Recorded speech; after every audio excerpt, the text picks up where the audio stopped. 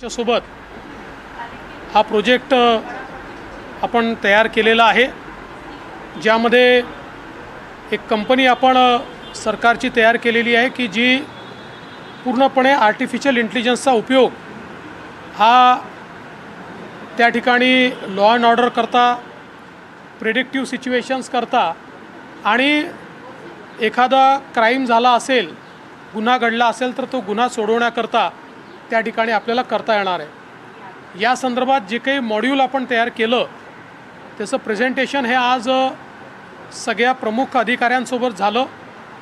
त्यांनी जे काही सजेशन्स दिले आहेत ते सजेशन्स इन्कॉर्पोरेट करून आपण लवकरच हा संपूर्ण जो काही प्रोजेक्ट आहे तो रोल आउट करणार आहोत आणि याच्यामुळे वेगवेगळ्या क्षेत्रांमध्ये म्हणजे कायदा आणि सुव्यवस्थेचं क्षेत्र असेल किंवा एखादा गुन्हा घडल्यानंतर गुन्हेगाराचं ॲनालिसिस असेल, आपल्या CCTV कॅमेऱ्यांचं ॲनालिसिस असेल, एखाद्या ठिकाणी नंबर प्लेट जी काही आहे ती नंबर प्लेट आयडेंटिफाय करणारा कॅमेरा नसला तरी देखील आर्टिफिशियल इंटेलिजन्सचा उपयोग करून आपण ते आयडेंटिफाय करू शकतो।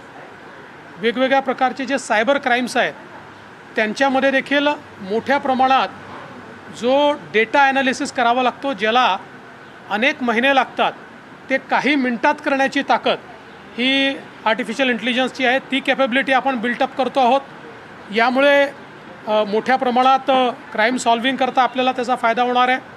ट्रॅफिक मॅनेजमेंटमध्ये याचा मोठ्या प्रमाणात आपल्याला फायदा जो आहे तो होणार आहे आणि विशेषतः जो काही आपल्याकडे डेटा आहे त्याच्यातल्या यूज केसेसच्या आधारावर आपल्याला ज्या प्रकारचे मॉड्यूल्स तयार करावे लागतात ते मॉड्यूल्स तयार करून एकेका युनिटला देणं आणि सगळ्या युनिट्सला इंटिग्रेट करणं, अशा प्रकारचं काम हे या माध्यमातून होतं आहे।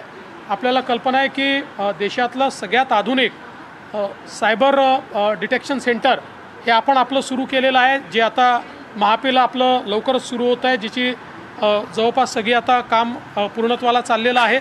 त्यामुळे या सगळ्या कॅपॅसिटीज तयार झाल्यानंतर मला असं वाटतं की देशामध्ये सर्वात आधुनिक अशा प्रकारचं पोलीस दल हे आपल्या महाराष्ट्राचं असेल आणि कायदा आणि सुव्यवस्था आणि त्यासोबत ट्रॅफिक मॅनेजमेंट आणि गुन्ह्याचं उकलीकरण या सगळ्या गोष्टींमध्ये एक मोठा फायदा याचा होणार आहे। पोलीस भरती संदर्भात महत्त्वाची माहिती समोर येते। बहुतेक जिल्ह्यांमध्ये जास्त पाऊस आहे, उमेदवारांकडून ही मागणी केली जाते। अमरावतीमध्ये सुद्धा अशी मागणी पुढे की भरती रद्द करावी, नंतर भरती घेण्यात यावी। ज्या ज्या ठिकाणी पाऊस आहे त्या त्या ठिकाणी ज्या काही ग्राउंडच्या चाचण्या आहेत त्या पुढे ढकलण्यात आलेल्या आहेत।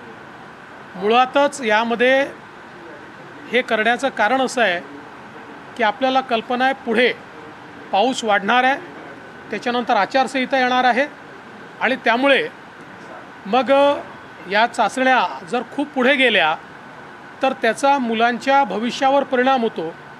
कारण अनेक लोकांकरता मग ती शेवटची चाचणी ठरते, अनेक लोकांचं वय निघून जातो, अनेक लोकांना सेकंड चान्स मिळत नाही आणि म्हणून ज्या ठिकाणी पाऊस आहे त्या ठिकाणी त्यांना पुढच्या तारखा दिलेल्या आहेत, पण ज्या युनिट्समध्ये पाऊस नाही त्या युनिट्समध्ये ते कंटिन्यू केलेलं आहे। यासोबत अशा देखील सूचना आम्ही दिलेल्या आहेत, कारण मुलं खूप मोठ्या प्रमाणात त्या ठिकाणी चाललेले आहेत। त्या मुलांकरता काही फारशा व्यवस्था त्या ठिकाणी नाहीत। मुलं अनेक वेळा आपल्याला बस स्टँडवर वगैरे देखील झोपलेले त्याला पाहायला मिळतात।